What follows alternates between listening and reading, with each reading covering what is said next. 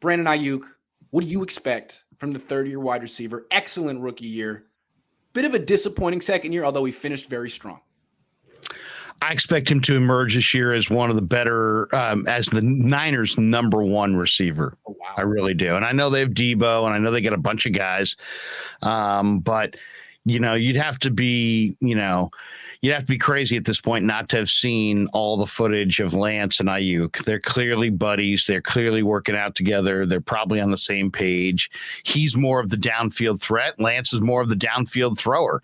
So I think Aiyuk bust out this year. I think this is the year that Aiyuk, week after week after week, he's the guy fantasy-wise that you want on your team this year, Brandon Aiyuk. Yeah, and it's like he should be a better wide receiver than Debo because he's got longer arms. He drops fewer passes. He's a better route runner. He probably is a better target in the red zone. Just a more beyond the line of scrimmage, he should be better than Debo.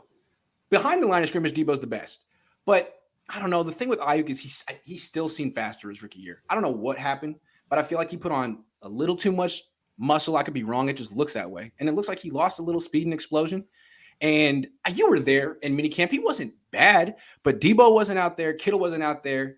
I just felt like whenever Lance targeted Aiyuk, good things didn't necessarily happen. There was a drop. It didn't. It seemed like Jennings was the guy asserting himself. It's really, and plus we only saw one practice a week. Maybe Aiyuk was tearing it up the other practices. I just was a little underwhelmed. I'd like to see him tear it up in training camp. You know what I'm talking about. Yeah, I trace this lack of explosiveness back to ASU. I mean, I saw him as a sophomore, and I thought, "Wow, this guy's a home run hitter." Then by the end of his career, he was still making plays, but he wasn't quite the home run hitter. So, to me, having him show up lean and fast, and then it's also one of these things where if I make you run the deep route, but there's no payoff, eventually you stop running it at full speed. That's right. I think that's what we're seeing. I think this guy, was running off the coverage because they had no Danny Gray. They had no Ray McLeod. And he knew Jimmy couldn't get it there. So I think he started, leaving some of that effort, in the huddle. And I just think that he'll run those routes with a little bit more, belief that the ball's coming his way. And I think but I want to see a little bit more speed too. I want to see it both before the catch, but I really want to see it after the catch because this guy was a rack monster at ASU.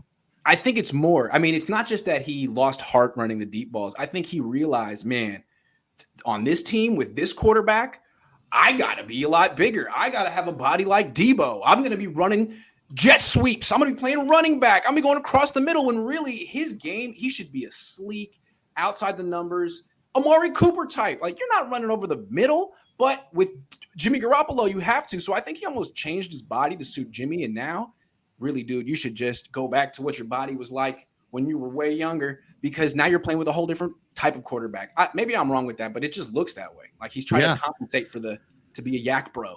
I mean, also, you do want to be able to absorb some of those hits, but I really think that down the field, this guy's he's much more of a downfield threat than Debo.